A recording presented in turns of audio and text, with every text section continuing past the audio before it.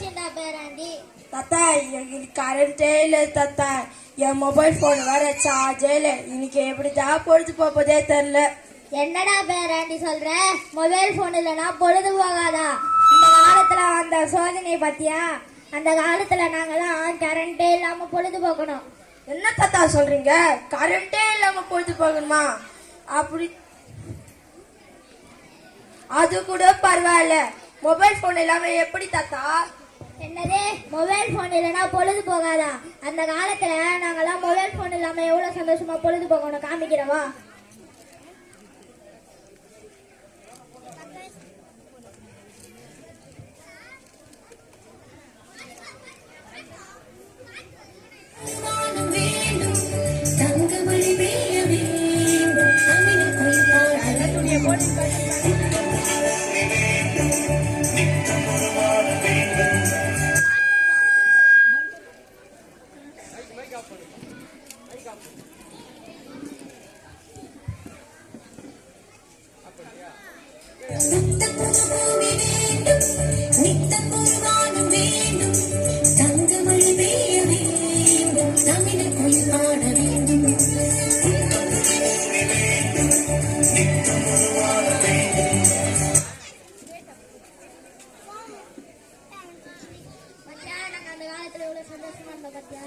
ஆனா நீங்க இந்த காலத்துல என்ன பண்ணுவீங்க தாத்தா? நான் இந்த காலத்துல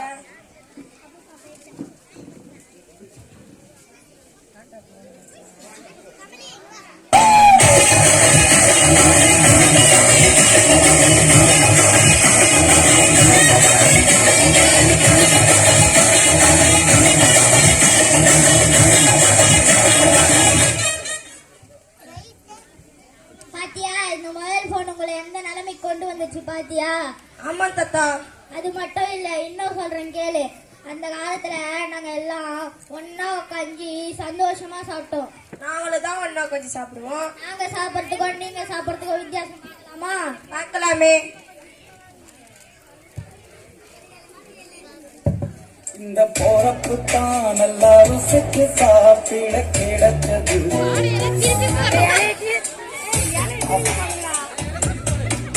அத நினைச்சுத்தான் மனு உலகம் முழுவதும் பருக்குது. அடச்சுட சுட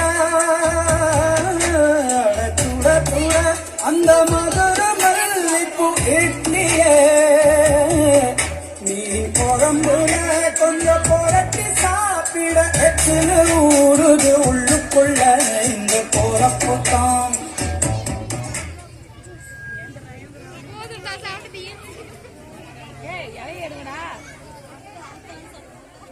அடுத்து கேக்கு போகுதுடி.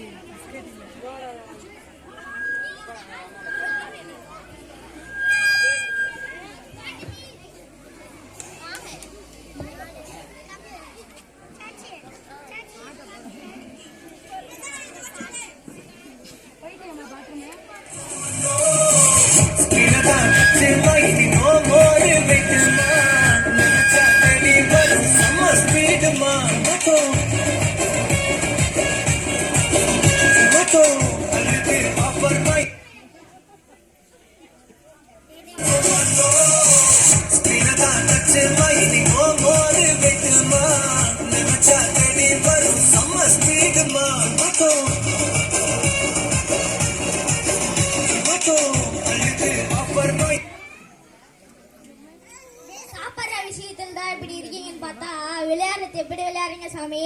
என்ன தாத்தா, நாங்க விளையாட மாட்டோமா? ஸ்கூல்ல விட்டு வந்த உடனே விளையாட ஆரம்பிச்சா ராத்திரி 8 மணி வரைக்கும் ஒரே விளையாட்டு தான். நாங்க விளையாடுறதுக்கும் நீங்க விளையாடுறதுக்கும் வித்தியாசம் பார்க்கலாமா? பார்க்கலாமே.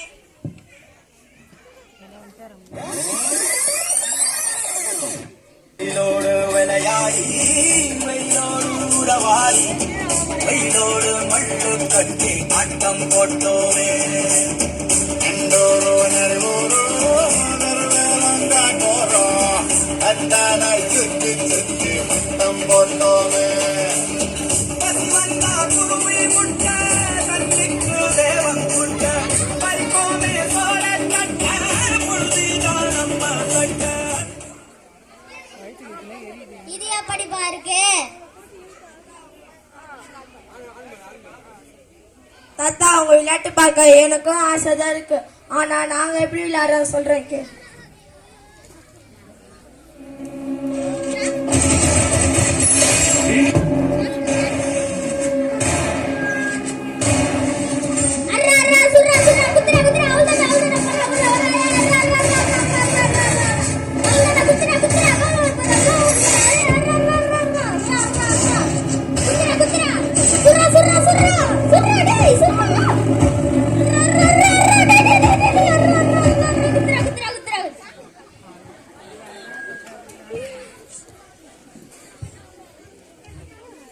தாத்தா எனக்கும் ஆசைதான் இருக்கு வெளியே போய் ஜாலியா ஃப்ரெண்ட்ஸ் கூட விளையாடணும்.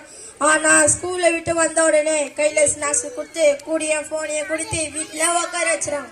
அதையும் மீறி வெளியே போனா கீழே விழுந்துருவேன், அங்க போயிடுவேன், இங்க போயிடுவேன், ஏதாவது சொல்லி பயமுடுத்தி டோரை லாக் பண்ணிடுறாங்க. இது இந்த விஷயம் இந்த போனு நீ வெளியே போய் விளையாட சொல்லதான் உடம்பு ஆரோக்கியமாவும் இருக்கும். நீ இந்த போன் வந்ததுல இருந்து நம்ம உடம்பு ஆரோக்கியம் மட்டுமா போச்சு, மனிதாபிமானமே இல்லாம போச்சு. மனிதாபிமானமே இல்லைன்னு எதாச்சும் தாத்தா சொல்றீங்க? இதோ பார் மனிதாபிமானத்தை.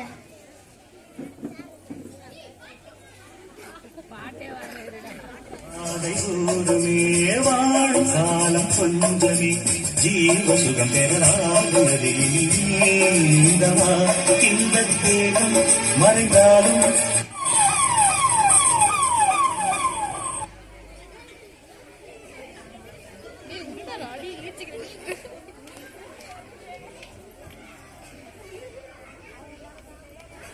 போகும் பாதை தூருமே வாழும் காலம் கொஞ்சமே ஜீவ சுகம் பெறாதுள்ளதே.